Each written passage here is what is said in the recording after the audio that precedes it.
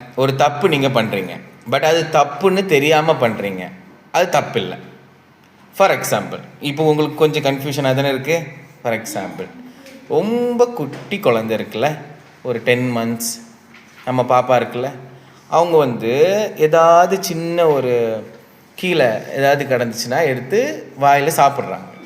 அது தப்பு தானே ஆக்சுவலி நமக்கு, ஆனால் அந்த குழந்தைக்கு தெரியாது தப்புன்னு. ஸோ தப்புன்னு தெரியலன்னா அவங்க பண்ணுறதுன்னு நம்ம ரொம்ப திட்டுருவோமா, அது நீ பண்ணக்கூடாதுன்னு கொஞ்சம் கொஞ்சமாக சொல்கிறோம்ல. அப்போ அவங்களுக்கு ஒரு டைமில் புரிய வரும், ஓகே இந்த மாதிரி கீழே இருக்கிறது நம்ம சாப்பிடக்கூடாதுன்னு புரிய வரும்போது அதுக்கப்புறம் அவங்க மாற்றிக்க போகிறாங்க. அதுக்கப்புறம் புரிய வந்ததுக்கப்புறம் எடுத்து சாப்பிட்றாங்கன்னா அப்போ தான் நம்ம என்ன சொல்லுவோம், தப்புன்னு. ஸோ தப்பு தெரியாத வரைக்கும் அது தப்புன்னு உங்கள்கிட்ட சொல்ல முடியாது, கரெக்ட்? அப்போ என்ன பண்ணணும், உங்களுக்கு நாம் எக்ஸ்பிளைன் பண்ணணும் இது ஏன் தப்புன்னு. சரி, டெய்லி 8 o'clock நம்ம ப்ராக்டிஸ் பண்ணுறோம் லீச்சஸில் நம்ம டோர்னமெண்ட்ஸ். ஸோ நிறைய பேர் தப்பாக என்ன பண்ணுறீங்க, இது ஆல்ரெடி உங்களுக்கு சொல்லியிருக்கேன், மறுபடியும் சொல்கிறது காரணம் எல்லாருக்குமே தெரியட்டும் அப்படிங்கிறதுக்காக. ஆன்லைன் ஸ்டூடெண்ட்ஸும் எல்லாருக்குமே சோஃபாவில் படுத்துக்கிட்டே விளையாடுறீங்க, டிவி பார்த்துட்டே ப்ளே பண்ணுறீங்க.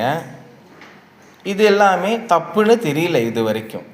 ஏன்னா நமக்கு ப்ளே பண்ணணும், ஸோ படுத்துக்கிட்டு ப்ளே பண்ணால் என்ன அப்படிங்கிறது தான் கரெக்ட் உங்களுக்கு உங்கள் சைடில். இப்போ நான் சொல்கிறது இமேஜின் பண்ணிக்கோங்க.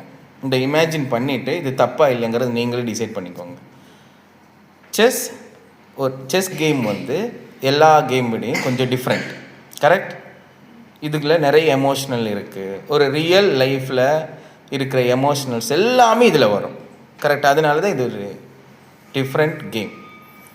அது மட்டும் இல்லாமல் இதோட அட்வான்டேஜ் அதிகமாக இருக்குது, இதுக்கு ரொம்ப இம்பார்ட்டன்ஸ் எல்லா கண்ட்ரிலையும் கொடுக்குறாங்க. அப்போ இது நமக்கு கிட்டத்தட்ட ஒரு ஸ்டடி மாதிரி, ஒரு காட் மாதிரி, ஒரு தெய்வம் மாதிரி, கடவுள் மாதிரி. அது உங்களோட எந்த கடவுளோ அந்த கடவுள் மாதிரி. ஸோ இமேஜின் பண்ணுங்கள், வீட்டில் சாமி கடவுளை கும்பிடுறீங்க. இமேஜின் பண்ணுங்கள், சோஃபாவில் படுத்துக்கிட்டே சாமி கும்பிடுறது எப்படி இருக்குன்னு இமேஜின் பண்ணிக்கோங்க. டிவியில் ஏதாவது ஒரு சினிமா பாட்டு போட்டுக்கிட்டே சாமி கும்பிட்டா எப்படி இருக்குன்னு